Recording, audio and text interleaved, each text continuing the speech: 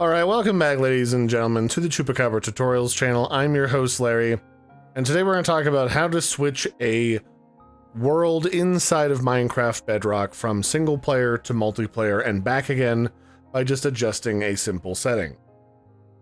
So here is my test settings world, and we're going to go ahead and hit the little pencil to edit it. And by default, most worlds are set up so that you can play with your friends.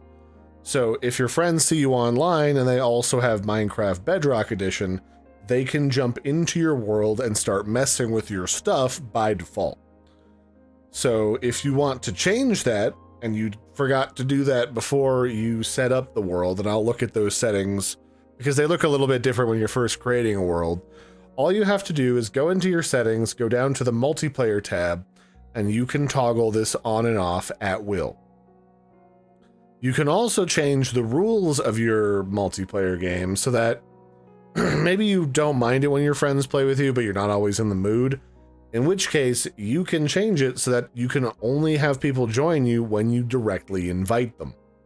Alternatively, if you don't really care who it joins you, you can also set it up so that friends of friends can join off of you, which is especially useful if you have a very large map with a lot of friends that are playing on it, and they might also want people to join them that they know.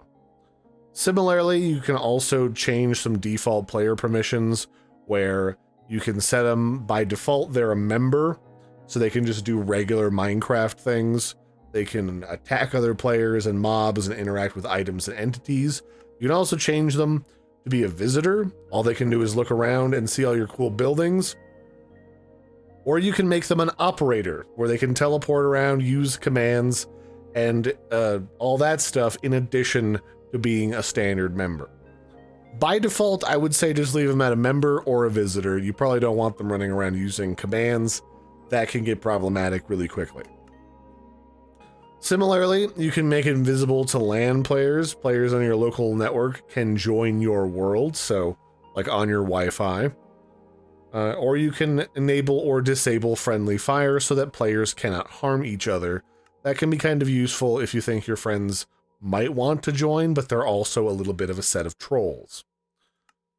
So now, that's how you change those settings. Now, if you want to see how these look when you're first setting up a map, we can create a new world, and similarly, you have a tab down here called Multiplayer, and it looks the exact same. It's just you don't have as many options down here to play around with at first. Some of these are in different places, but it's in a similar location, and you can set all those settings up here. Personally, if you know you're going to want to play solo by yourself and not be messed with, I recommend setting your game to single player.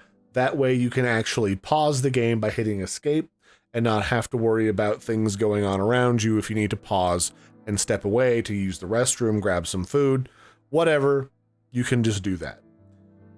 You can also do things like enable or disable cheats, which are kind of nice if you just kind of want to dink around and experiment with like redstone or weird building, that sort of thing.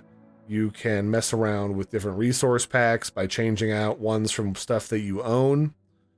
So like, let's say I want to use trailer graphics, I can activate that, and now that's my primary graphic texture pack.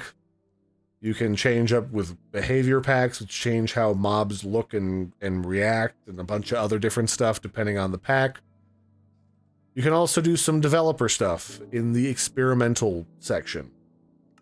All of these different things are available to you, including things like disabling mob griefing, showing coordinates in the upper right hand corner, bonus chests, all that good stuff can be yours through these settings. But we're mostly interested in multiplayer today, so that's where you enable and disable that stuff. I've been your host, Larry. Don't forget to like and subscribe, and I will catch you next time. Bye, everybody, and have a good one.